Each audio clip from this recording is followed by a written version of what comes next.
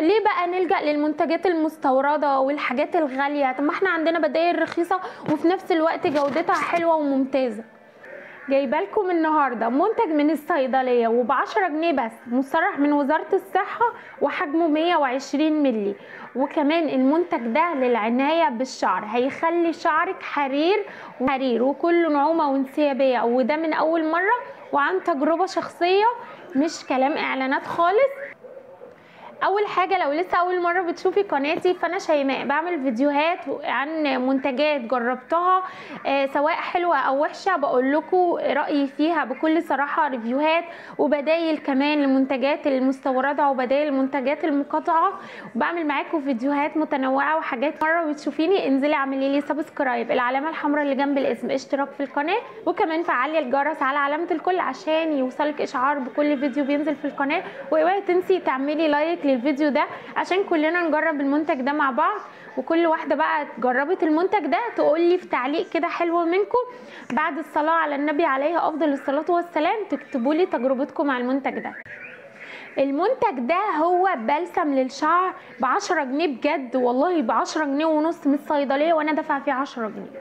البلسم ده طبعا ناس كتير جربته، انا عمري بجد في حياتي ما جربت المنتج ده، بس بجد انا كنت بلاقيه كتير في محلات وكل شويه اقول هجيبه واكبر دماغي او بنسى. فجيت في يوم بدور على بلسم، كنت بدور اصلا على الشامبو اللي انا قلب عليه الدنيا ومش لاقياه، فلقيت البلسم ده بتاع لاكتويل، وامبارح جربته فعلا. بصوا بيخلي شعرك تحسي شعرك كده زي الحرير، طول الوقت عماله اعمل على شعري كده، لا بجد شعرك بيهفهف كده من النعومه. وكمان ريحته حلوه، ريحته طبي يعني مش ريحته فواحه، بس ريحته كويسه.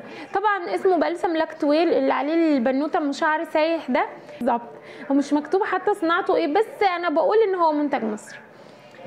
فطبعا منتج مصري ب10 جنيه من الصيدليه، ومصرح كمان من وزاره الصحه، وبالحلاوه والشياكه والقمر ده، وب10 جنيه بس. اهم حاجه انه ب10 جنيه بس، فيستحق.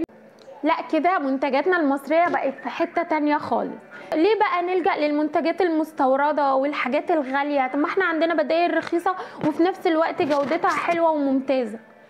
جربوا البلسم ده على ضمانتي، اللي جربه يقول لي، عشان بجد ده اول تجربه ليا. وكمان حطيته لابني، شعره بقى سايح كده وناعم، وطول اليوم عماله بلعب في شعره من حلاوته. وكمان بيدي ريحه حلوه للشعر، يعني هو ريحته مش نفاذه ولا ريحته قويه، بس ريحته حلوه، تحس ان انت حاطه منتج كده متكلف على شعرك. بس كده، اوعوا تنسوا تعملوا اشتراك وتعملوا لايك وتصلوا على النبي في الكومنتات، وندعي لاخواننا طبعا في فلسطين في غزة، ربنا ينصرهم يا رب ويفك كربهم ويزيح عنهم المحنة اللي هم فيها يا رب.